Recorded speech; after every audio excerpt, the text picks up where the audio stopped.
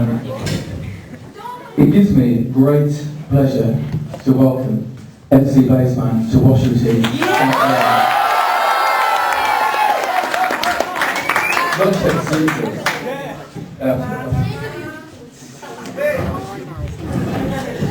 So, the plan for this afternoon is we're going to have a little chat just to find out a little bit about what Bassman's been doing for the last 20 years. And then we're going to hear Bassman MC. Mr. Singers is going to start the stand. Thank you.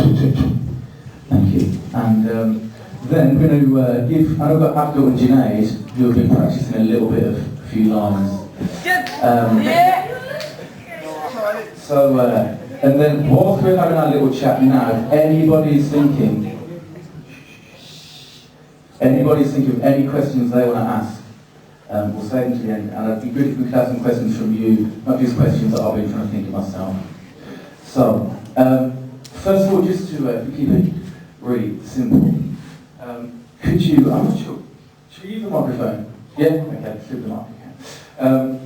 You've been in the rave scene since the late 80s, yes. Yeah. I know I went to my first rave when I was about 18, 19, flashback. And could you just, for the people out here, could you describe what is a rave, what happens, what's the atmosphere like? Well, a rave back in the 1980s was bigger than what it is now because it transformed a lot of people into the rave scene. It was like a lot of flashing lights, a lot of loud clothes, yellows, oranges, anoraks, puffer jackets. It was just that style. It was just totally crazy. And the atmosphere then, because there's a thing with the big smiley face, it's a very, very happy thing. And that's different to when the drum and bass thing came along. The mood changed, the music changed. How did that differ then? Well, the 1980s was happy times because a lot of people took different things what they shouldn't be taking at the rave scene. So when they took it, they felt really happy, hug up your friend, me and you would love one another. But these days it's getting a little bit darker to the happy style it started with because a lot of generations are moving up. This is 20 years of drum and bass. It was never called drum and bass, it was acid house. That's what it was called. Okay. So back before about 1988 when it all kicked off, how did you just come out of school just then? Yeah, I come out of Washwood Heath School, what's not town now. Got a job at Timson's shoe shop. Just got a regular little £35 a week and moved on from there. Went to a Land Rover, worked there for 6-7 months, and then I left home then to find, I felt a bit trapped at home, so I left home at that time. And it wasn't drum and bass, then it was reggae and soul parties, so I wasn't an MC, and I was an MC in the ragga scene. And just touching on your school there, your school got knocked down, but I think I was chatting to you or your brother about, you used to come and wait outside, was it? Oh, we used to wait outside Washwood Heath School and try to chat up the girls. And Washwood Heath? Washwood Heath School, yeah. And Hargill as well. Yes, okay. And then you left school. When did you first pick up the mic? And what about the MCs at the time? What were they like compared to what it is now, what you do now? The MCs was nothing to do with drum and bass. There was just artists like Saxon Sound System, different reggae scenes, parties and blues, but used to go until 7, 8 in the morning. It was nothing to do with drum and bass. It started with reggae with me, reggae and soul. And there's still there are MCs there, yes? Not so much, it was just playing the music. You just had to have an MC just to introduce who was coming on, and that was it. Yeah. But with your styles, it's like from the reggae scene. Yeah, and you brought that to the rave scene at the time. Yeah, I started pretty much like chatting ragga. Yes. And then when the drum and bass scene came, it was a different versatile to get onto. So then I speeded it up a bit. Yeah. I didn't chat the way I was chatting now. It was just be a fast like kamikaze tripping on are you riding fast like that? Yeah. 90 miles an hour. Now it's just a bit more slower so everybody can understand. Yeah.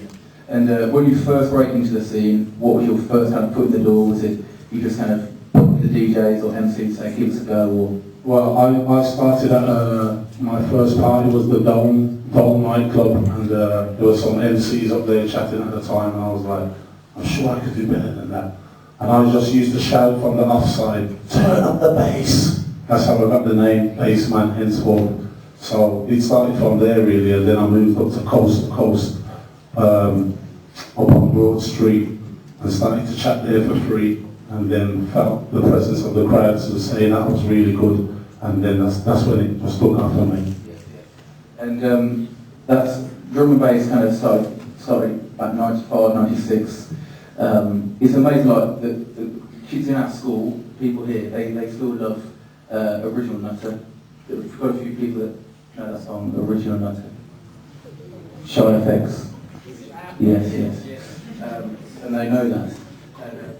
I've done a few gigs with the Original Nutter. I've done every little gig I've been to with, back in the day when the record broke through. I've been doing MC with him and chatting or introducing him before he comes on. And Shy Effects as well. And Shy Effects. Yes. I've done about 1,000, 1,500 parties with Shy Effects. Yeah. Okay. So drum and bass came along, and the other styles as well, because I purely associate you with drum and bass, although I think for many of the people here, when I ask what music do you like, they say, I like Bassman, not drum and bass. It's like Bassman before drum and bass. What other styles have you MC'd with? I'll rap to anything really. As long as I got a beat, I can warm to it, you know what I mean? It's like you could just play me something and I could just bust the bar straight like that. But how I started to transform into music, you've got to love the music to chat the way I do, and you've got to believe in yourself and get through that barrier of not being shy in front of people like yourself or your friends taking a mickey at the side. You've got to believe in yourself and you can do it.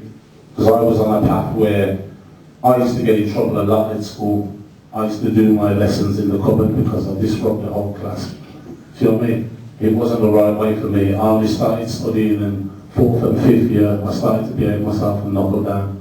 Do you know what I mean? I never dreamed I'd be an MC like I am now. Because I used to just chat for my friends, personal friends in houses, until the drum and bass scene come. But as I'm telling you guys now, the best thing is your education. As long as you can spell, write your name, get your right change.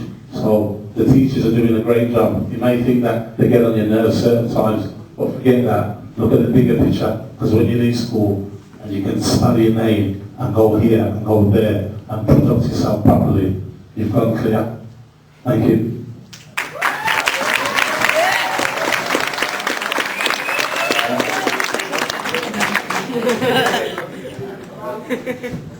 I know a big thing for me that there's various times there's the bad boy image of the bassman that they associate. But for me, what comes across, you talk about the love of the music, and a big thing for me was for you to talk about the love of the music and the importance of the music. I mean, you're not in the scene you're in to just be a bad boy. Am I right? Yeah.